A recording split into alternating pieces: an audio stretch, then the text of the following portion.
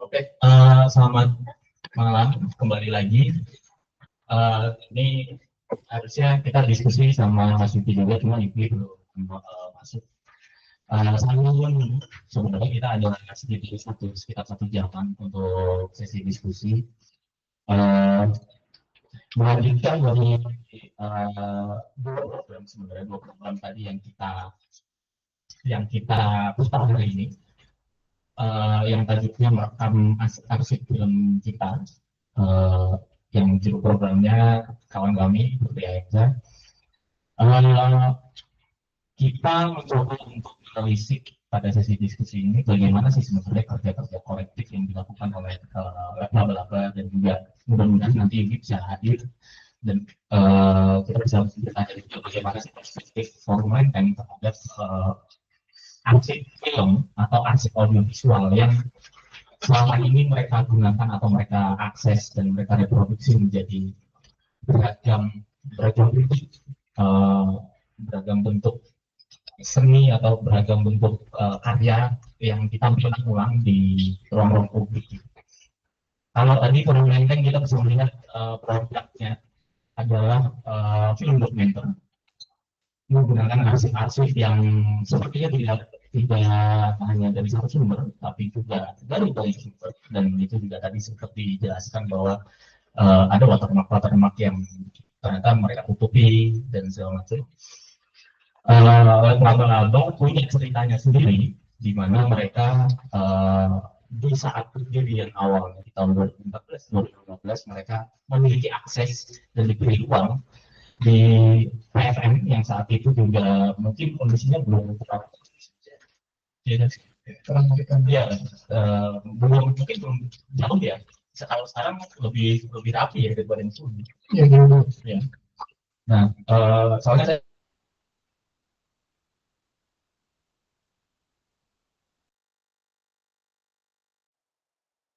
atau 2007 mencari seluloid film itu di PFM, tapi di semak-semak. Jadi semak-semak itu ternyata ada seluloid yang berceceran gitu. Ya itu 2008 gitu.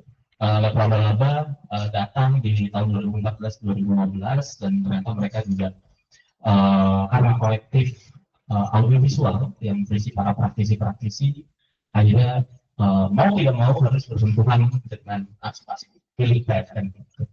Mungkin bisa cerita lebih detail lagi mungkin. Sebenarnya kenapa kok laba-laba yang sebenarnya kan kalau dari deskripsimu tadi kan sebenarnya tidak ada maksud dan keasik juga kan? Iya, atau sebenarnya ada bayangan ke sana, atau ini sentuhan dengan arsip film di PFN itu benar-benar murni kecelakaan aja. Iya kan? Mungkin ya awalnya memang ingin menggali kembali ilmu pengetahuan terhadap film itu sendiri ya.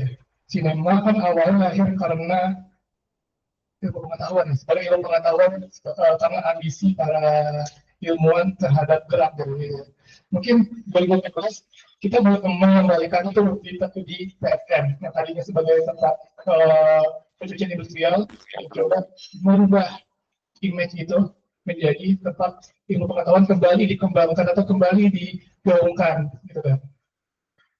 Ya pada akhirnya kita menemukan arsip-arsip PFN yang tercecer di gedung, bahkan dulu si ibu direkturnya menganggap film itu film sampah yang ada di film itu. Sedangkan menurut kami enggak, itu harus dilestarikan, harus di apa di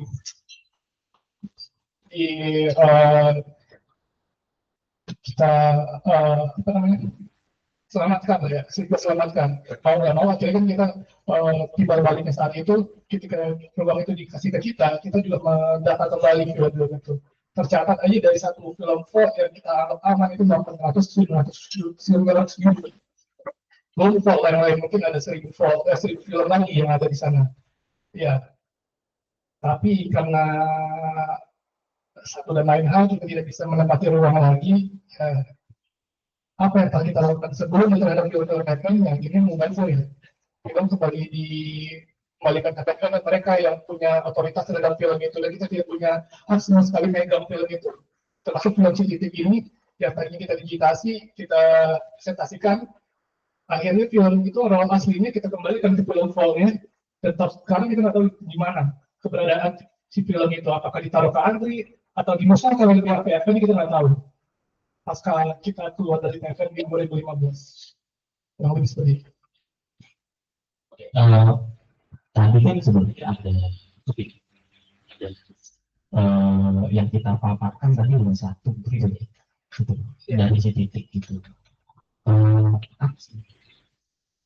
Pembahasan memang lagi dengan video-video yang lain yang mungkin tadi belum sempat kita ini terhadap eksistensi dari si titik ini. Sebenarnya si titik ini dibuat untuk apa sih? Gitu loh. Dan spekulasi tadi kan juga mungkin bisa lebih bisa mungkin ya dari teman-teman sebenarnya apa yang hadir di benak oleh laba-laba, terutama spekulasi apa yang hadir di benak kalian ketika mencoba untuk membaca kembali si titik dalam proses penyelamatannya. Ternyata menemukan CCTV saat ini dibanding 2015 memiliki pengalaman yang berbeda. Jadi 2015 saya nonton, kemudian setelah presentasi selesai atau webinar selesai, saya tidak pernah nonton lagi. Kemudian ditambah lagi di 2024 itu ternyata beda. Pembacaannya kalau zaman itu memang terlalu ekstrim yang bisa dibilang ya, karena kita menganggap film-film portal CCTV ini adalah bentuk kekerasan orde baru yang di apa ya di divisualkan secara vulgar di film ini, karena kita nggak bisa membayangkan film ini lebih jauh karena film tanpa audio, bingung kita mau ngapain ya. Apalagi ini filmnya film boneka, ketika kita melihat ini wajah si titik, ya kita nggak bisa kayak kita melihat orang ngomong A B gitu, nggak bisa lagi. Yang jauh dari program propaganda Soeharto dan anak itu sebenarnya waktu di 2014. Ya, tadi saya bilang ngobrol dengan program transmigrasi lingkungan hidup, terus pemberantasan taksara, pramuka. Karena kalau menurut riset kita tahun itu, Soeharto itu sangat menganak-anakan pramuka. Karena pramuka sebagai apa ya bisa dibilang sebagai agen Soeharto untuk proses propaganda yang keempat itu ya, kurang lebih. Nah, dan ternyata pramuka juga punya andil terhadap transmigrasi itu sendiri, karena sempat ada juga transmigrasi pramuka yang mana pramuka membantu proses transmigrasi, membantu relawan atau orang-orang sekitar sana untuk membuka hutan, mengajarkan orang-orang sekitaran orang di wilayah transmigrasi tersebut untuk baca tulis. Terus perlahan orang-orang di pramuka ini ikut andil dalam proses itu. Oh ya, sudah join sama kita. Mas Iki, bisa dengar suara kita? Dulu. Ya bisa. Halo. Bisa. Agak Kedengeran enggak? Ya, dengar. Sorry ya. Mas Iki, Dengar. mati lampu ya tadi. Aman. Oke. Jadi barusan aku sebenarnya gara-gara sering mati lampu.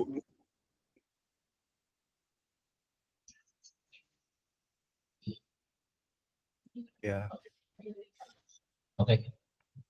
Mungkin kita lanjut dulu sebentar dengan cerita dari laba-laba. Nanti kita menyambung ke ini ya, ke milisi film dan dokumenter. Tadi Mas Ari sempat mention soal keterlibatan militer gitu.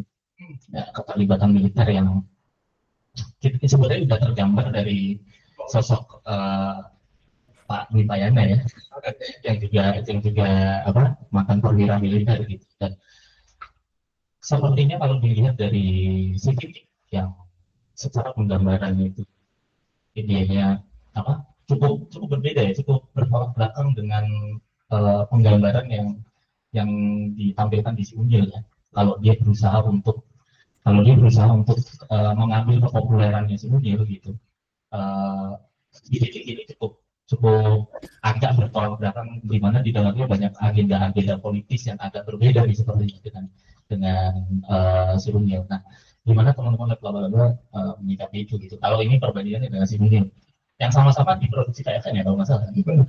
Ternyata antara Unil dan Sidik punya kesamaan loh, Bos. Ternyata si Unil juga banyak dari episode si Unil ada pesanan-pesanan. Begitu juga si Titik. Si Titik di episode ini yang filmnya Warna Baru, di situ muncul sebuah karakter terkenal saat itu namanya Emil Salim. Ada benar-benar ada tuh karakter. Dan di situ di ruangan itu ada tulisannya program proyek transmigrasi Sumatera Selatan dan Lampung. Itu benar-benar menceritakan tentang bagaimana permukaan lahan di sekitaran Lampung saat itu. Ya, kembali lagi ke titik si Unyil gitu. Si Unyil saat itu kebanyakan disponsori oleh Departemen Kesehatan. Contohnya kami lingkungan sehat.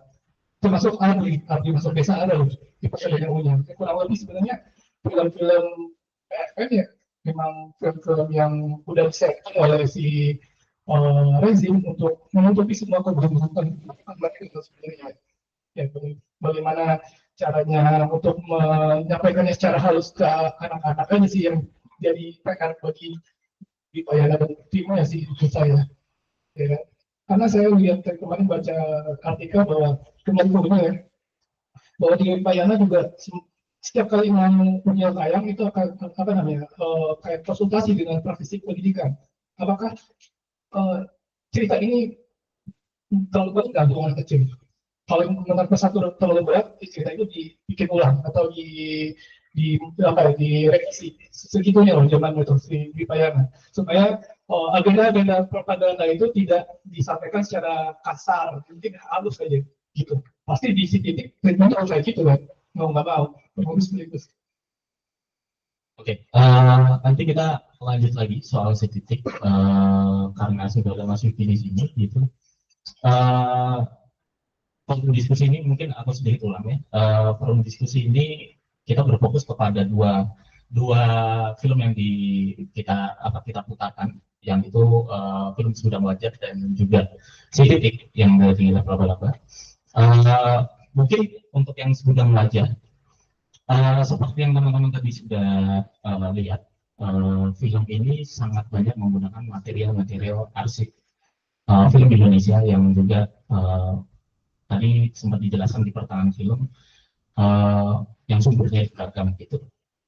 Disinggung ada yang di mana keterlibatan televisi dan segala macam itu juga mempengaruhi distribusi dan akses terhadap arsip film Indonesia. Mungkin untuk Mas Yuki, sebenarnya sebagai ini sebelum kita berbicara lebih jauh soal film Segudang Wajah, karena sebelumnya Forum Menteng juga sempat membuat film yang berhubungan dengan arsip, terutama dengan sinematek Indonesia, di mana Pak Misbah saat itu yang juga masih ada, sempat didokumentasikan oleh teman-teman dari Forum Menteng, oleh Mas Hafiz sendiri gitu. Sebenarnya sebagai sebuah kolektif, bagaimana Forum Menteng sebenarnya memandang arsip itu sebagai apa bagian dari reproduksi pengetahuan film di Indonesia hari ini.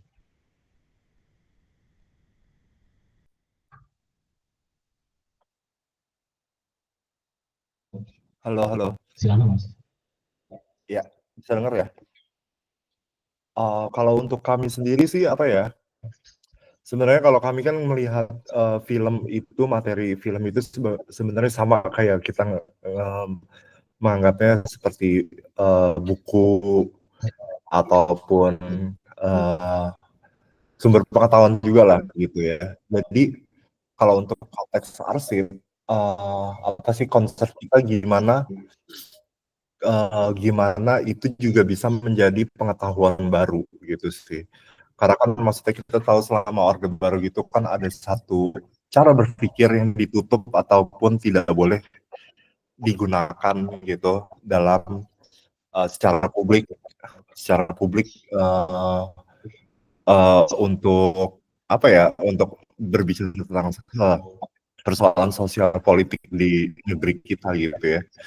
Jadi buat kita kepentingan yang memakai arsip atau berbicara tentang arsip adalah tentu untuk pertama melihat lagi kenapa kita ada di sini sekarang, dan juga kita bisa apa ya, bagaimana arsip-arsip itu ataupun sejarah itu menjadi suatu pengetahuan baru di masa sekarang dan masa yang akan datang gitu. Gitu sih kalau intinya ya. Gitu. Kedengaran nggak sih? Oke. Iya, kedengaran, aman juga. Kita pakai speaker gede banget di sini. Kedengaran nggak? Mas Yuki, ya aman. Kita tes. Sip.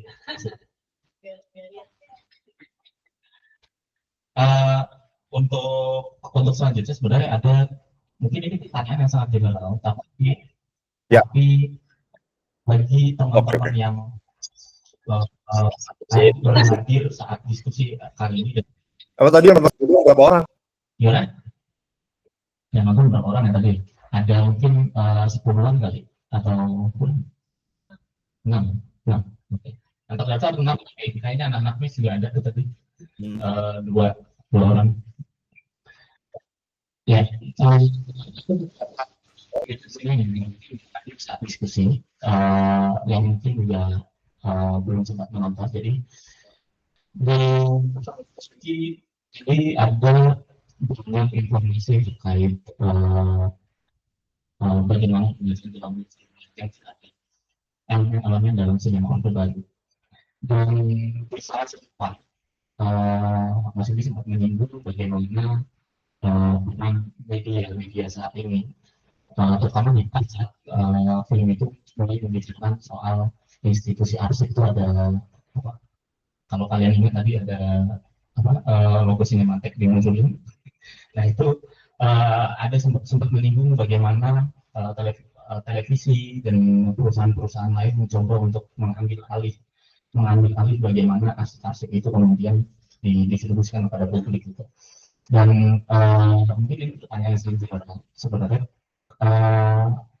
yang bisa dijawab oleh Mas Yuki, bagaimana teman-teman dari forum Lanteng saat itu mencoba menggunakan arsip-arsip yang cukup ini maksudnya saya tadinya mengira film ini itu hanya menggunakan arsip dari Cinematheque, tapi ternyata tidak, banyak arsip-arsip yang didapat dari sumber yang lain. Masalah hak kita omongin nanti, cuma bagaimana arsip-arsip ini kemudian disebarluaskan dan segala macam dengan berbagai macam sumber, pertimbangan teman-teman seperti apa? Mungkin kemudian mengambil film-film itu untuk ditempatkan di film seperti itu. Ya. Jadi oke. Jadi mau aku mengomentari tentang arsip di Cinematheque gitu.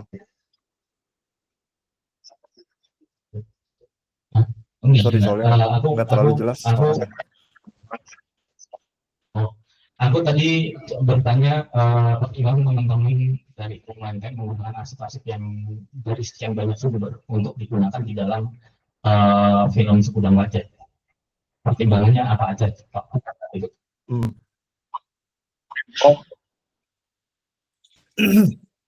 Pertimbangannya sebenarnya waktu pertama kali bikin film itu kita lagi di tengah, jadi di tengah kelas milisi film ya, angkatan keberapa, 3 atau 4 gitu, tahun 2020-an waktu COVID baru mulai. Terus kita kan ada program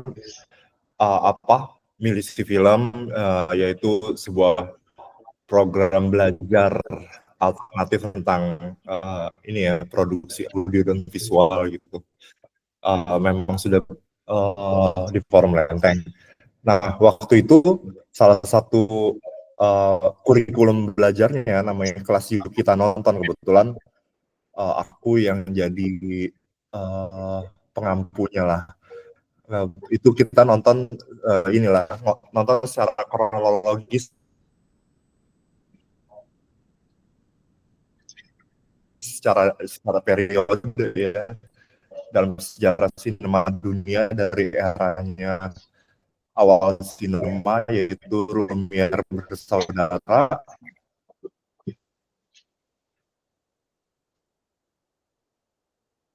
sampai tahun 70-an gitu. Nah, waktu itu pas sudah mulai tahun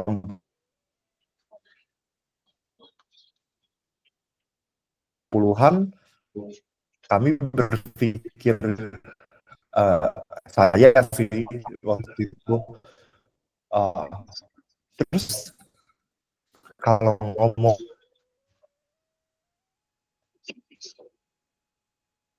tentang sejarah sinema dunia yang kanon gitu ya, posisi sinema Indonesia tuh di mana ya gitu.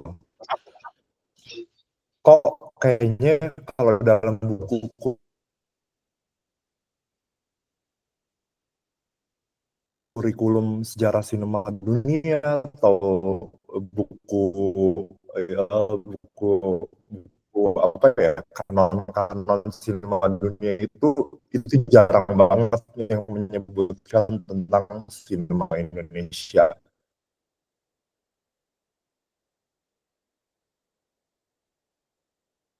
Padahal misalnya tahun 50, 60, 70 itu kan masa-masa yang progresif banget ya dalam perkembangan dunia pemikiran ya. 60 ada Mei 68, ada perkembangan filsafat postmodern,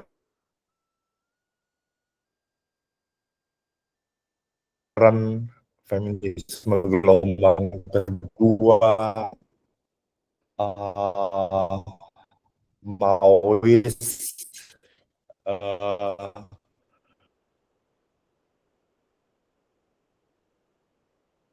Brazil, Argentina ataupun Amerika Latin itu kan juga ada di bawah rezim yang fasis ya tahun 60-70-an itu ya.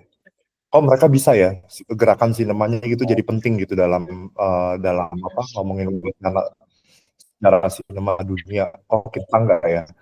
Berarti ada apa nih?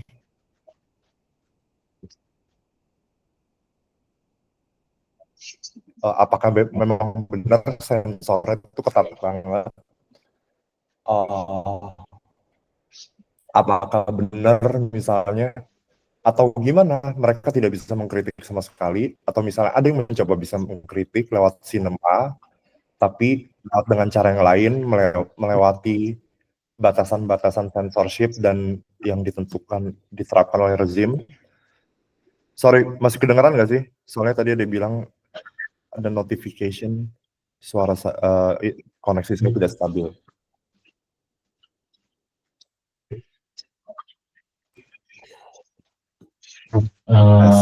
Agak putus sebenarnya mas, agak putus.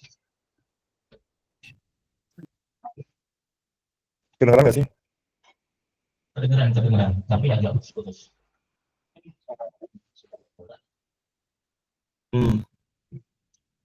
Iya nih, Google Map begini amat.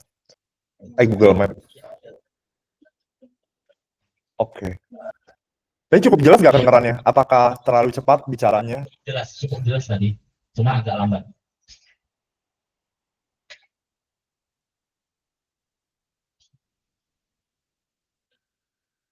Halo, kedengaran? Oke. Ya. Terus Sebentar. apalagi ya? Coba. Dari situ ya udah, aku bilang ke si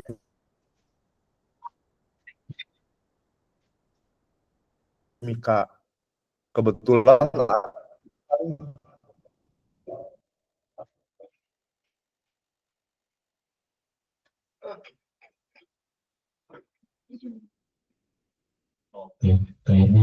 syutingnya juga kemarin nggak stabil, sempat lambat kan. Um,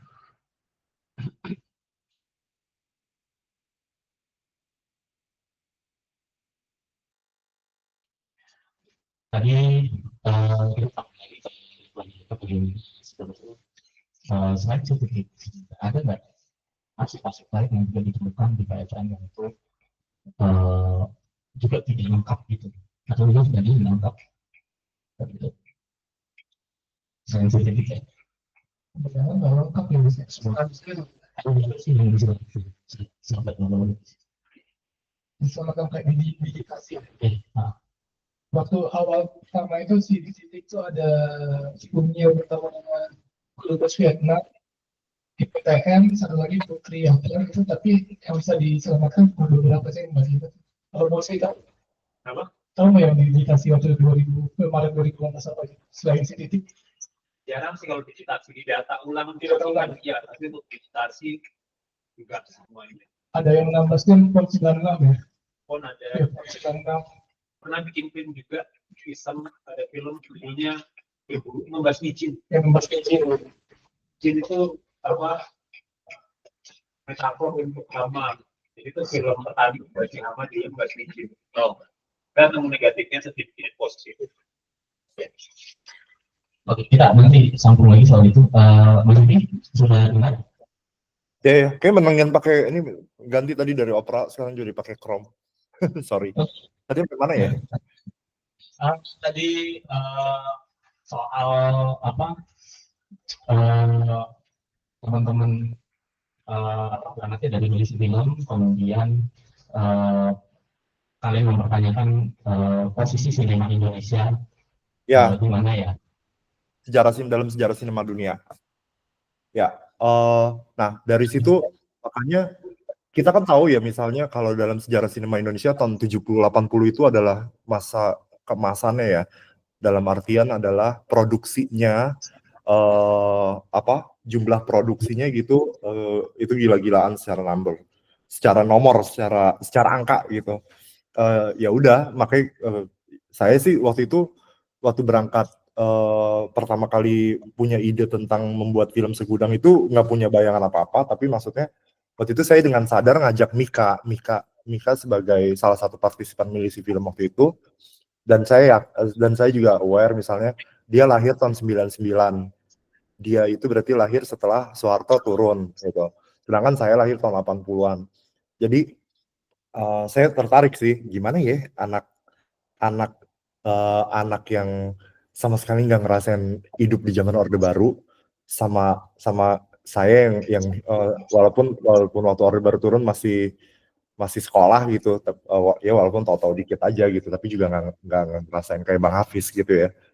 Nah, pas ngelihat sesuatu materi yang ada di arsip di ruang publik gitu, ruang publik dalam artian adalah YouTube gitu, karena memang Segudang itu sebagian besar misalnya kayak 90%-an lebih lah itu film-filmnya memang kita downloadin dari YouTube aja. Sisanya tuh yang kayak tukeran dari teman-teman kayak si Hari gitu, punya dia tukeran dari orang lain, dia dapat film dari mana gitu, saya ambil aja, saya copy juga, begitupun juga sebaliknya gitu. Jadi saya penasarannya lebih karena itu kan, karena maksudnya waktu itu COVID juga ya, kalau dalam situasi kayak gini orang Indonesia gitu mau ngakses sejarahnya sendiri, lu harus ke Jakarta dong gitu kan, kalau kita memang kita ngomongin tentang yang ideal gitu, ke Cinematheque sebagai tempat yang secara ideal gitu adalah tempat sebagai ruang apresiasi sinema Indonesia gitu. Berarti harus ke Jakarta dong, mau orang mana juga kalau mau tahu lengkapnya sejarah sinemanya harus ke Jakarta. Ya udah dari situ kita pakai aja yang ada di YouTube aja gitu deh gitu. Bodoh amat, maksudnya apapun yang ada di YouTube itu kita anggap maksudnya nggak peduli kualitasnya kayak gimana gitu ya. Ya kita ambil aja dulu. Jadi kita downloadin aja setiap minggu, itu tahun dari 2020. Ya udah, tapi kan menarik adalah saya membayangkannya gimana orang-orang seumuran Mika atau misalnya nanti lebih muda dari Mika gitu ya, saat melihat sejarah sinemanya atau melihat visual tentang negaranya, negerinya, nanti gitu, saat mereka tidak punya konteks sosial politik misalnya yang sama, tidak punya pengalaman yang sama dengan orang-orang yang hidup saat film-film itu dibuat gitu. Gimana ya? Apa yang mereka bicarakan gitu ya. Jadi ya awalnya kayak begitu sih, makanya eh, makanya akhirnya oh yaudah kita coba bikin film esai deh gitu. Kita ngelihat tapi benar-benar dari gambarnya. Bukan dari teori-teori sosial politik dulu, tapi dari gambar yang kita lihat dalam sejarah dalam sinema Indonesia di masa Orde Baru. Orang tuh mau ngomong apa sih? Misalnya orang kritik Orde Baru, itu mereka gimana cara kritiknya? Jadi sebenarnya sesimpel itu sih, gitu. Oke, kita ada sekitar 30 menit untuk sesi tanya jawab. Mungkin teman-teman kalau ada yang mau bertanya ke Mas Yuki atau ke Mas Ari, silakan. Ada yang mau nanya?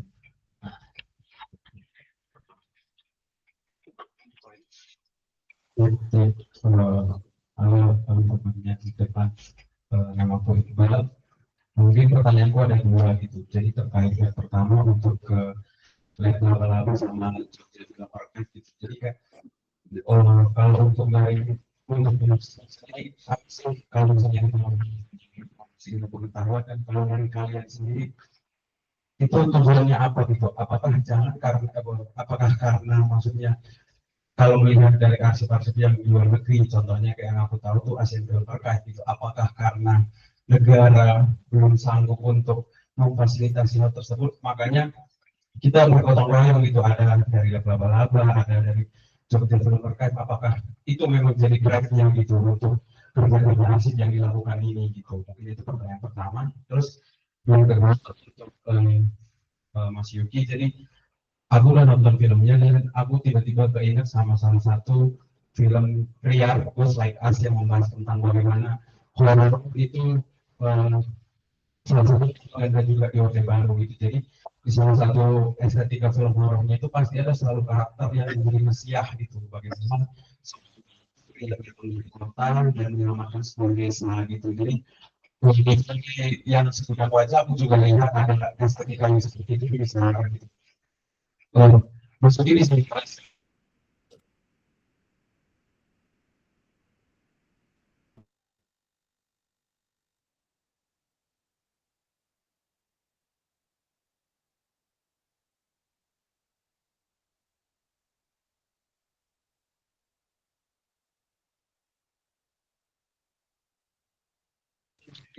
apakah karena maksudnya kayak ngelihat contoh Asian Film Archive mereka kan didanai oleh satu institusi besar gitu. Apakah karena kita memang belum bisa sustain gitu makanya kayak ya kita lebih kerja keras gitu rasanya.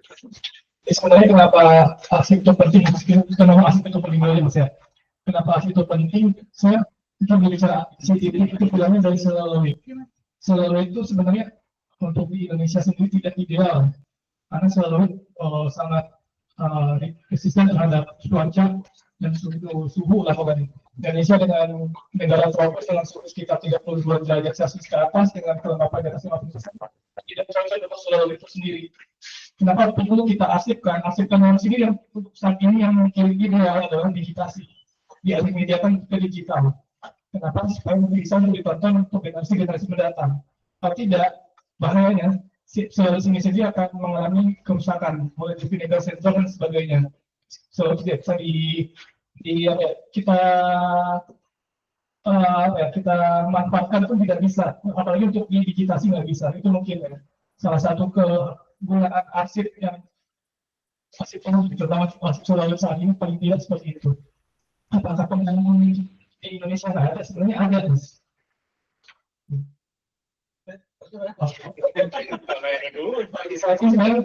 Saya lagi ada program dengan Kemendikbud ini dalam program digitasi film Indonesia. Film-film yang kita digitasi oleh film Sulawesi yang ada kriteria yang harus kita selamatkan. Salah satunya film itu kopi tinggal buat atau film yang masih belum sama sekali.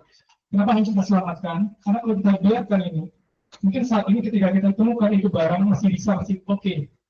5 tahun kemudian belum seperti ini, seperti hari ini. Maka itu kita selamatkan, kita digitasi. Fungsinya apa? Ya untuk edukasi, untuk kita adalah kembali kepada publik. Karena salah satu manfaat dari konservasi adalah bisa diakses oleh orang banyak. Itu. Jadi yang itu tadi dari PFN juga mas, yang program mas? Ada mas, banyak mas. Jadi ada dari layar tancap, dari pihak-pihak besar, ada juga terus kemarin kita ada dari beberapa institusi pendidikan juga yang kita coba, salah satunya Balai Konservasi Borobudur. Kita menghasilkan film-film proses proses penemuan si Borobudur itu untuk bisa dikunjungi oleh banyak orang di tahun 65 sampai tahun 2003.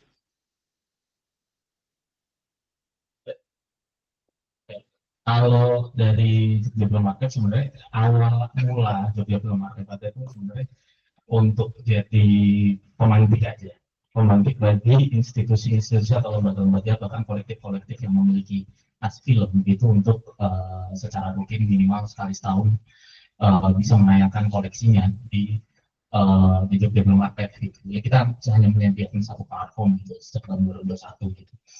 Kita nggak punya punya festival, tapi setidaknya pemutaran kita dibuat sebagai pemutaran alternatif yang itu tuh selalu membuka kolaborasi dengan kolektif-kolektif lain gitu. Tahun ini dengan MES 56, tahun-tahun dengan Track, dan kita harap sebenarnya dari apa yang kita lakukan itu pertukaran informasi soal keterbukaan akses dan terhadap koleksi-koleksi yang material arsip dari lembaga-lembaga atau institusi ini bisa memancing teman-teman untuk lebih membuka arsipnya lagi kepada publik gitu. Jadi, jika memungkinkan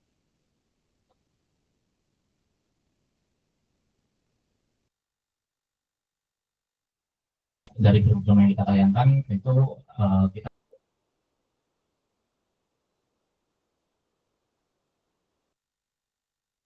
salah satu filmnya yang digitalisasi itu ini ya, yang udah yang bercinta yang dari apa layar tancap, versi yang dari layar tancap, terus dari apa kita juga memutarkan arsip film dengan seizin Usmar Ismail Cinema Society, koleksi film Usmar Ismail yang di hari pertama. Kita juga dengan karya Sumar gitu. Terus kita kerjasama dengan Milis Film untuk memutarkan filmnya, kita kerjasama dengan Rebla untuk mempresent projectnya. Maksudnya kerjasama itu berusaha kita rawat tiap tahun itu untuk memancing atau memantik lembaga-lembaga ini atau kolektif-kolektif ini untuk lebih giat lagi untuk membuka aksesnya, distribusi pengetahuan kepada publiknya gitu. Itu sih ya, hanya menyediakan satu platform aja gitu. Yang mudah-mudahan kayak tahun terus ada gitu. Oke, apa ya Mas Yuki tadi minta diulang ya Mas? Iya, pertanyaannya. Soalnya tadi putus-putus pas si Mas itu tadi nanya.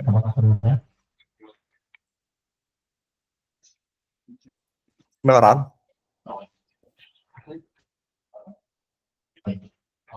Diulang coba. Kedengaran nggak mas? Dengar. Tapi tolong pelan-pelan. Soalnya koneksinya begitu deh kalau hujan. Oke, ya. Jadi untuk pertanyaannya, sebelumnya juga aku udah nonton karya esai juga dari Ria Rizali, Ghost Like Us, yang membahas tentang bagaimana estetika film di Orde Baru itu. Contohnya di film horor ada salah satu karakter yang Mesiah datang ke sebuah desa gitu, baru dia yang menyelamatkan desa tersebut gitu. Nah itu kan juga Mas bahas di dalam film Sebuah Wajah yang bagaimana ada estetika horor itu seperti orang-orang yang berkeliaran dan hal-hal di sekitaran tersebut lah, bagaimana orang-orang dari kota datang gitu. Mungkin Mas kalau dari film Sebuah Wajah ini bisa dijelaskan nggak gitu? Soalnya tadi aku yang melihat di tentang estetika horor itu agak kurang jelas ya gitu. Mungkin Mas bisa jelaskan lagi. Di bagian yang mana ya? Tentang orang-orang dari kota datang ke desa? Oh enggak, maksudnya yang pada saat di hantunya ini kan sebagai hantunya di situ kan kayak unsur keliaran gitu, baru datang beberapa orang yang untuk menenangkan, terus ada polisi-polisi gitu-gitu. Oh, kalau aku ngelihat tentang Susana ya, maksudnya misalnya hantu perempuan misalnya.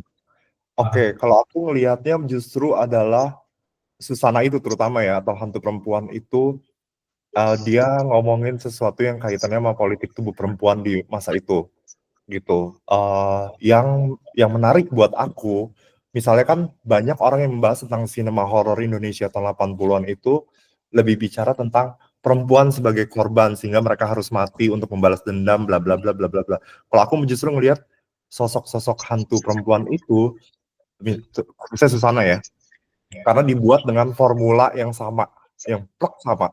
Misalnya dia adalah sebenarnya sosok utopis atau sosok yang ideal dari aparat penegak hukum di Indonesia yang dibayangkan waktu itu di saat itu. Kalau aku ngelihatnya kayak gitu, karena pertama gini, dia itu dia nggak butuh pintu, dia nggak butuh birokrasi, dia nggak butuh tembok, dia bisa menembus apa aja gitu ya. Menembus ruang, membalas dendam, dia nggak kayak polisi yang harus punya administrasi dulu untuk nangkep orang, harus ada bukti bla bla bla. Kalau buat Susana atau hantunya itu sendiri, itu kan real ya. Dia dibunuh oleh orang-orang ini, diapalin mukanya, nanti pas gue mati gue balas dendam nih penjahat-penjahat ini. Nah, terus kalau aku ngelihat gitu, kalau ngelihat dia nggak suka uang gitu. Menurut aku kenapa dia ideal? Dia nggak suka uang. Misalnya kayak aspek visual yang ada di dalam film-film horor Orde Baru itu di filmnya Susana, dia sering kan misalnya kayak beli sate, beli kerupuk, duitnya banyak dikasihnya gitu. Beli sate 200, beli kerupuk dua gentong gede. Nah, apa terus dia ngasih duit, katanya duitnya jadi daun gitu kan. Maksudnya kalau kita tinggal di negara tropis yang daun bergugurannya banyak, berarti dia orang yang paling kaya se-alam semesta gitu. Terus ketiga adalah setiap ending filmnya dia saat dia harus balik lagi ke alamnya gitu ya. Kalau dia balik ke alamnya malam-malam tuh ya, itu pasti dia disaksiin sama siapa aja? Suaminya, kiai, polisi, warga yang semuanya laki-laki. Jadi itu laki-laki yang gak ada gunanya sama sekali gitu loh buat buat dalam konteks film horornya Susana gitu. Jadi semua yang ngeberesin masalahnya itu adalah dia perempuan yang udah mati gitu. Jadi menurut aku ya maksudnya ngomongin politik tubuh perempuan adalah saat dia hidup di zaman Orde Baru memang tidak bisa ngapa-ngapain, tapi dia memberikan suatu ide atau gagasan yang sekaligus kritis terhadap situasi terhadap perempuan Indonesia waktu itu misalnya. Walaupun dia selalu biasanya berasal dari kelompok kelas menengah ke atas ya karakternya dia ya kan, atau biasanya perempuan desa yang dikawinin sama orang kaya di kota gitu. Tapi yang biasanya selalu sekitaran itu. Ada juga yang dia juga penduduk desa juga gitu. Karena maksudnya ada yang menarik dari film-film horor Indonesia ya. Kenapa hantu-hantunya itu berbeda dengan hantu-hantu di film-film horor barat gitu. Misalnya kalau di dalam film-film horor barat itu kan hantu kayak kesannya adalah benar-benar musuh manusia gitu, musuh agama. Kalau kita ngelihat film di Omen, kita ngelihat film apalagi sih, film Poltergeist ataupun dan lain-lain gitu. Sedangkan dalam film-film Susana ya atau di film-film Susana gitu, dia kan pas sudah mati tuh, tadi balik ke rumahnya main piano gitu buat anaknya. Terus subuh pas azan subuh berkumandang gitu dia kembali ke alamnya. Terus ataupun dia tiba-tiba balik untuk nyiapin baju dan makan untuk anak dan suaminya gitu. Jadi kehadiran itu organik sama kayak mungkin kalau kita ngelihat hantu gitu ya, di ranah yang tropis ini nih adalah ya hantu saat menjadi hantu udah menjadi bagian alam. Nah, alam itu adalah bagian dari lingkungan semesta kita hidup gitu, kosmologi kehidupan kita gitu. Jadi bukan sesuatu yang selalu menjadi musuh manusia. Karena maksudnya di alam tropis ini kan kita tidak dibesarkan dengan seperti di alam pikir barat ya, wacana pemikiran barat yang manusia adalah pusat dari alam semesta gitu ya. Di sini kan kita di sini kan kita alam itu adalah bagian dari kosmologi hidup kita gitu. Misalnya kita bisa lihat contoh dari bagaimana legenda, fabel ataupun cerita rakyat narasinya gitu. Kita lihat dari sinema Indonesia aja nih, saya paling gampang lihat dari sinema Indonesia masa Orde Baru. Kalau di film-film Barat atau di mitologi Barat itu kan biasanya mereka karena mereka wacana pikirannya adalah manusia adalah pusat dari alam semesta, jadi banyak tuh narasi yang misalnya kayak benda mati berubah menjadi manusia. Misalnya kayak di Pinocchio, kayu jadi manusia. Princess and the Frog, kodok jadi manusia. Apa lagi ya? Dan lain-lain gitu ya. Sedangkan di film Indonesia, misalnya kayak manusia menjadi bagian dari alam, misalnya kayak Melin Kundang, manusia di batu, Tangkuban Perahu, manusia jadi gunung. Terus bapaknya Sangkuriang juga manusia jadi anjing gitu. Terus dia hidup aja gitu di sebelah di sekitar kita gitu, bareng manusia yang masih hidup. Nah, jadi itu sih yang menarik. Jadi maksudnya dalam ngomongin konteks horor gitu, konstruksi sosok hantu perempuan itu jadi make sense gitu. Kenapa dia bisa sebagai aparat penegak hukum di saat hukumnya itu sendiri tidak berjalan dengan baik gitu sih. Terima kasih.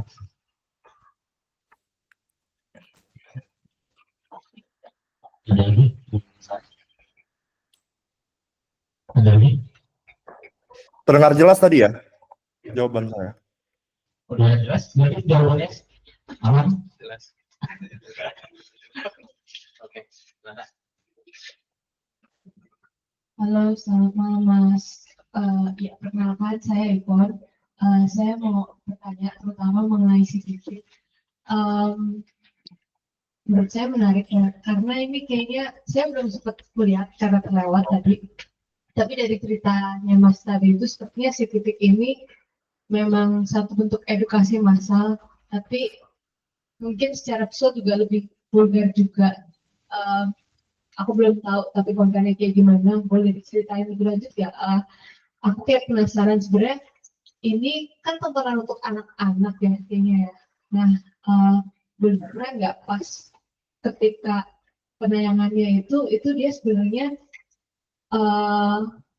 berlangsung berapa lama? Terus habis itu misalkan secara tadi kan juga diceritakan kalau kreatornya itu Pak Abi Payana ya. Setelah saya googling ternyata itu adalah mantan purnawirawan gitu, militer juga.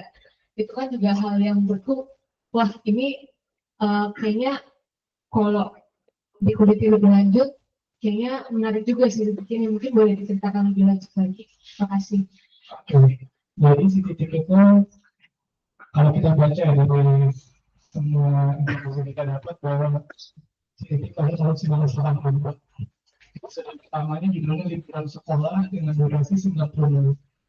Nah, selama 90 menit, selama 91 itu pemerintah sudah membuat sebuah peraturan untuk melarang iklan. Iklan itu ditempeli dilarang. Jadi selama 92 film CCTV itu 90 menit full. Judulnya liburan sekolah. Kalau menurut informasi yang kita dapat dari orang-orang yang pada menonton film CCTV itu adalah salah satu korban dari pesawat jatuh di sebuah gunung atau sebuah hutan, dan dia selamat. Dia anak yatim. Tadi hasil ini menyebutkan bahwa CCTV itu tidak selangkah. Tampaknya itu ada dua lagi, namanya Pupuk dan satu lagi siapa gitu saya lihat. Pokoknya tiga perempuan semua. Jadi di versi satu lagi yang mereka mengatakan bahwa itu CCTV itu tempat Inung dan titik selama, sedangkan Pupik yang meninggal. Ternyata semua itu adalah hanya khayalan CCTV. Jadi sesuai dengan kalau belum lihat ada apa namanya poster CCTV. CCTV itu 3 bulas, di atasnya itu ada gambaran-gambaran binatang-binatang. Jadi selama 90 menit itu saya menceritakan lagi tertidur dengan mimpi-mimpinya, fantasi di alam hutan gitu. Karena fantasi film CCTV sendiri adalah fantasi adventure. Itu yang dijelaskan oleh kita nemu buku ulang tahun 1945 FM. Di situ ditulis bahwa film CCTV itu orientasinya itu adventure dan fantasi. Makanya yang tadi kalau dilihat CCTV bertemannya itu dengan binatang-binatang yang sudah dianggap kayak jadi dibilang VRL ya. dia pakai baju dan sebagainya. Kalau seperti itu si titik. Namun proses produksinya terhambat selama 2 tahun. Si titik selama 2 tahun dibilangin, terus mulai kita ngangkat untuk episode kedua dengan judul si titik.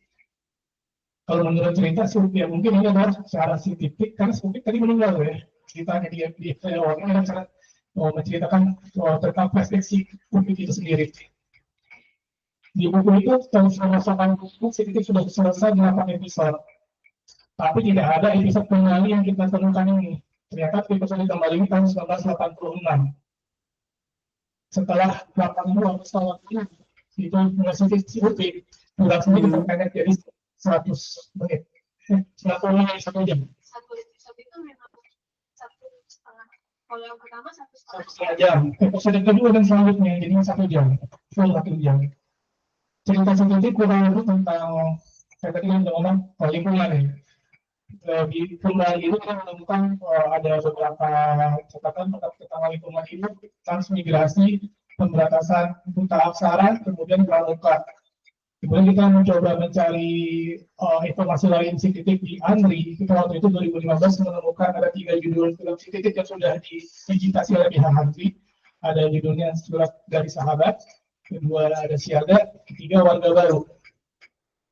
Tadi waktu pertama kali kita ketemu film si titik ini yang kembali, kita menganggap si titik ini bercerita tentang Papua. Kenapa? Di film kembali itu di scene pertamanya udah ada gambaran peta Irian Jaya di sebuah kantor aparat yang kita waktu itu tidak mengidentifikasinya sebagai TNI. Ternyata karena kalau kita lihat lebih jauh, ternyata dia adalah semacam polisi hutan. Karena di kantornya tulisnya adalah pos perlindungan alam. Kelas gitu. Jadi ini polisi hutan. Kalau kita coba ulang sekarang ya. Nah, ternyata di episode lain ternyata dia tidak bercerita tentang Papua. Kayak Warga Baru ternyata dia bersetting di Sumatera Selatan dan Lampung. Siaga kita menemukan itu, kita bisa di situ ditemukan bahwa ada gua dan isinya itu ada patung Buddha di dalam itu, di dalam gua. Patung Buddha. Ya, kemungkinan itu sekitar Jawa gitu ya. Mungkin itu warisan dari Majapahit dan sebagainya mungkin di Siaga. Malah kan kemarin saya bilang lagi itu terjadi di Kalimantan. Jadi memang seputar daerah-daerah yang mana waktu itu hutannya masih lebat sekali. Karena mungkin ya si titik menurut saya pribadi setelah nonton lagi adalah cara pemerintah untuk menutupi kebohongan mereka masa lalu. Kenapa lingkungan hidup? Ternyata bahwa zaman itu kan Soeharto mungkin sadar bahwa Indonesia adalah negara dengan hutan tropis terbesar nomor 2 di dunia setelah Brazil. Apa yang terjadi di sana adalah pembalakan liar. Hutan dibabat secara vulgar oleh Soeharto dan koloni-koloninya. Nah, sangat berbalik dengan film titik bahwa mereka disuruh untuk menjaga hutan, menjaga lingkungan hidup. Soeharto juga waktu zaman itu membuat sebuah piala begitu Kalpataru tentang lingkungan hidup. Tapi di balik itu adalah sebuah kejahatan yang sebenarnya ditutup-tutupi oleh Soeharto. Tapi di balik film ini kejahatan-kejahatan yang berkaitan dengan lingkungan hidup hanya sekedar kayak perburuan satwa liar, konflik-konflik yang terjadi karena transmigrasi, semacam itu.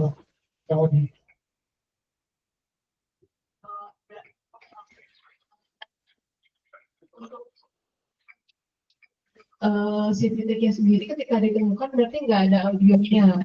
Tapi ketika aslinya ada ya sebenarnya. Kalau asli pasti ada aslinya. Waktu kita temukan, awal pertama kali kita temukan itu negatif gambarnya. Ya. Kemudian ketika kita ada tawaran untuk melakukan pameran instalasi di audio video, kita mencari ulang artefak titik yang masih tersimpan di PRN saat itu. Ternyata kita menemukan ada arsip video audionya juga, tapi tidak sinkron dengan gambar yang kita temukan. Nomor realnya beda. Ya, tadi juga kita mendengarkan arsip suaranya. Itu dari episode yang sama kembali. Gitu. Tapi kalau kayak di Amri itu nggak ada suara sama sekali yang ada digitasi mereka. Ya, semua visual doang. Untuk penayangannya berarti dulu itu dia tayang di televisi aja. Ya, TVRI. TVRI saja ya. Thank you.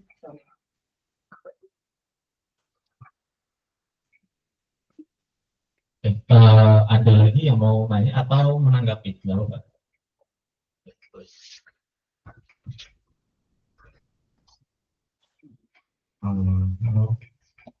Kalau saya udah kalau lengkapnya langsung aja. Belum lama ini aku menonton film horor soal bayi ajaib ya. Nah, dan itu mengingatkanku sama film The Omen yang sama-sama tentang angkat anak setan. Cuma bedanya di film The Omen tuh dia lebih ke unsur mistiknya, di mana dia berperan sebagai anak iblis gitu kan. Sementara di BAJB itu unsur politiknya kuat sekali, di mana ada persaingan pemilihan kepala desa dan salah satu karakternya menggunakan si unsur setan ini sebagai media ya apa namanya melaris setelah dia menemukan batu pusaka itu dan menjadi makamnya leluhur ayahnya. Untuk apa yang jadi perbedaan, ternyata yang Indonesia tuh untuk film horor aja unsur politik juga ikut dimasukkan ke dalam film horor itu sendiri, sementara di luar masih mereka lebih menitik beratkan ke yang mistik gitu aja. Itu aja kalau dia. Kalau menurut Mas siapa? Mas Yuki itu bagaimana? Pertanyaan apa? Pertanyaan bisa dulu. Oh ya, untuk yang film horor Indonesia Oh, kita kadang masih memasukkan unsur politik ke dalam film horor. Misalkan yang paling kelihatan itu Bayi Ajaib, di mana kayak pemilihan kepala desa dimasukkan unsur kayak pemilihan ketua kepala desa atau suatu kepemimpinan lah, tapi dengan cara yang gelap gitu.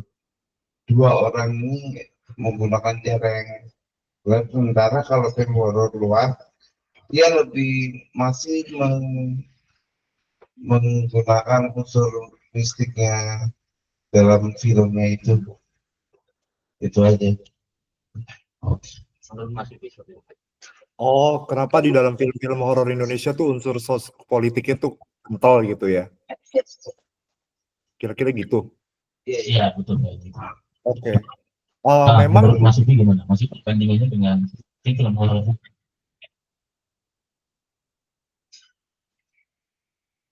mungkin karena memang ini ya eh karena dalam sejarah kebudayaan kita pasti dalam segala periode itu pasti ada hubungannya sama peristiwa sosial politik di belakangnya. Itu pasti kita tidak bisa tampik gitu ya. Dari pertama kali film itu ada dibawa ke sini aja dibawa oleh kolonial. Waktu pertama kali sejarah sinema Indonesia itu ada juga kan ngomongin juga tentang abis baru merdeka gitu secara de facto lah, secara de jure gitu. Setelah konferensi meja bundar 65 ada lagi peristiwa yang mempengaruhi perubahan di kebudayaan kita lagi gitu ya, peristiwa politik ya 65 dan lain-lain gitu. Terus tahun 70-an peristiwa Malari, NKKBKK itu kan kebijakan-kebijakan politik yang selalu berhubungan sama kebijakan kebudayaan akhirnya gitu. Tahun 80-an ada petisi 50 dan lain-lain gitu. Dan akhirnya pas reformasi juga kan membuat skena kebudayaan kita beda, misalnya sampai sekarang kita bisa ngomongin ini gitu sekarang di ruang ini nih, ruang diskusi ini. Nah, tentu akhirnya jadi secara mungkin itu juga kita bisa tarik sebagai suatu ini ya, bentuk ekspresi yang sebenarnya sudah otomatis ada di alam bawah sadar pembuat filmnya gitu.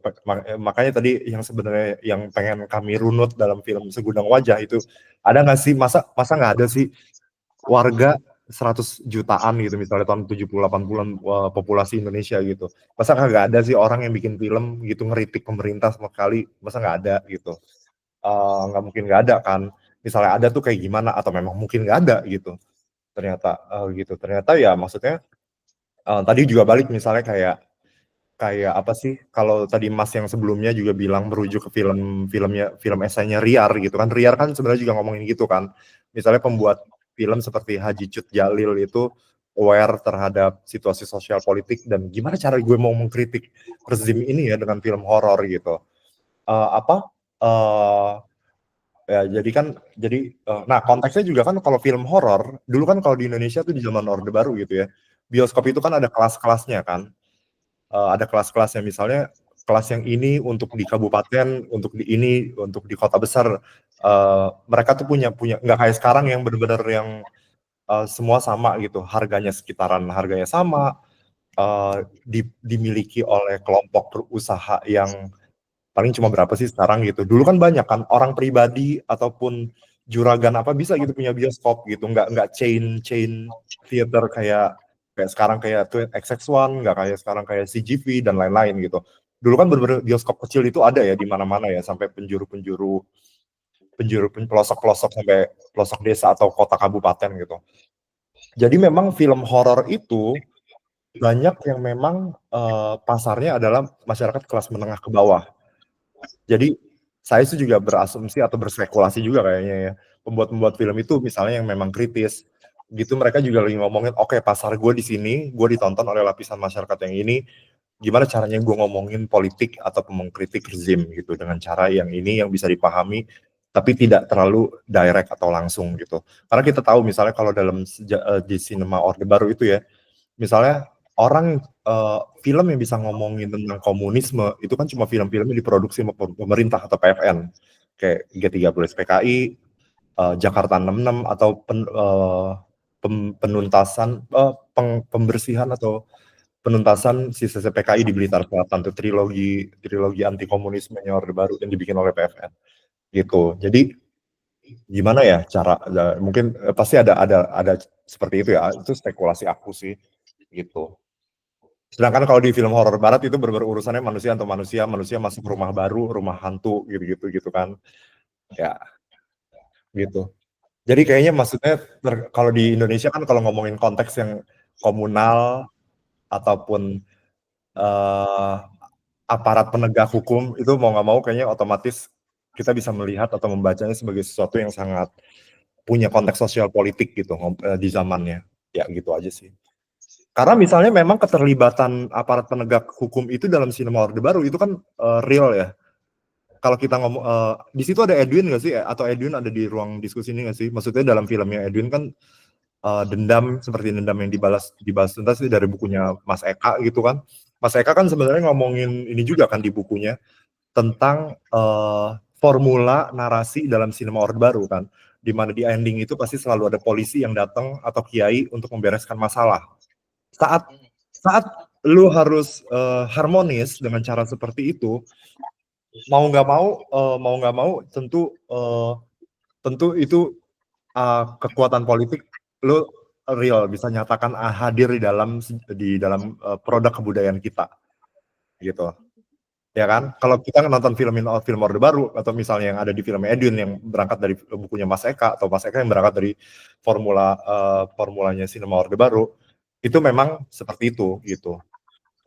Jadi nggak bisa tuh masyarakat yang chaos gitu, endingnya tetap chaos atau penjahat yang menang gitu, nggak ada dalam narasi sinema Orde Baru. Yang diproduksi itu semua harus dari kacau, ada yang membereskan kekacauan itu akhirnya menjadi harmonis kembali. Jadi gitu narasinya. Memang tiga babak yang sangat konvensional lah gitu. Ya gitu mungkin ya aku bisa jawabnya. Sudah jelas? Oke. Ini karena waktunya sebenarnya sudah habis, mungkin diskusinya kita akhiri sampai sini dulu. Mungkin kalau nanti ada yang mau tanya-tanya bisa langsung menghubungi teman-teman dari Laba-Laba, atau mungkin kalau ada yang mau nanya-nanya bisa DM Mas Yuki, yang Yuki. Ya boleh dari Instagram. Sebutan wajah. Instagram. Atau mungkin kalau teman-teman ada yang Jakarta mungkin bisa main juga, mampir ya ke Malun Menteng. Boleh, boleh. Iya boleh, terbuka, Oke. terbuka. Ya. Nanti tinggal berkabar aja via Instagram. Oke, mungkin itu dulu sesi diskusi kita hari ini sekalian menutup rangkaian program Jogja Global Archive tahun ini. Terima kasih teman-teman yang sudah hadir dari hari pertama sampai hari terakhir. Wajah-wajahnya saya hafal ini. Dan selanjutnya mungkin nanti kita bisa ngobrol lebih lanjut setelah sesi ini ditutup. Oh ya, sebelumnya kita ada sesi foto dulu. Atau ya. Mungkin dengan Mas Yuki dulu ya, dengan Mas Yuki nanti di screenshot aja, Mas Yuki. Ya.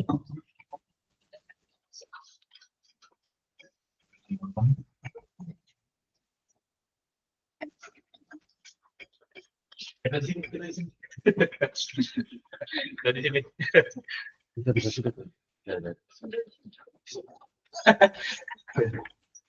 Kita pakai webcam, Mas. Kelihatan nggak? Kelihatan nggak? Ari kelihatan nggak?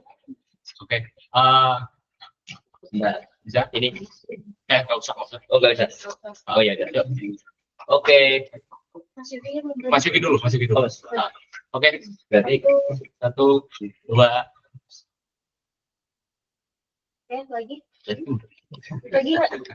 Oke, 1, 2, 3. Oke. Terima kasih Mas Yuki. Sampai jumpa di kesempatan yang lain. Terima kasih juga untuk Mas Ari. Oh, kita foto dulu ya, sama Ari ya.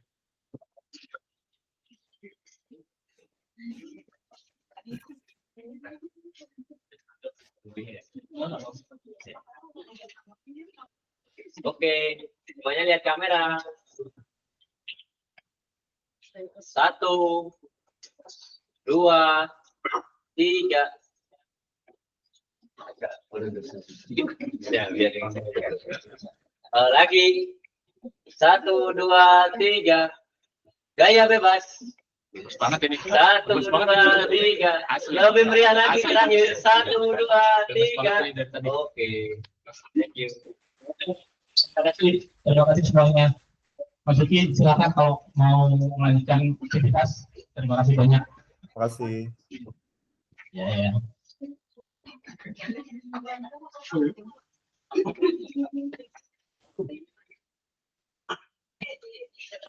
Oke teman-teman, masih ada makanan itu di belakang. Kalau mau makan dulu silakan.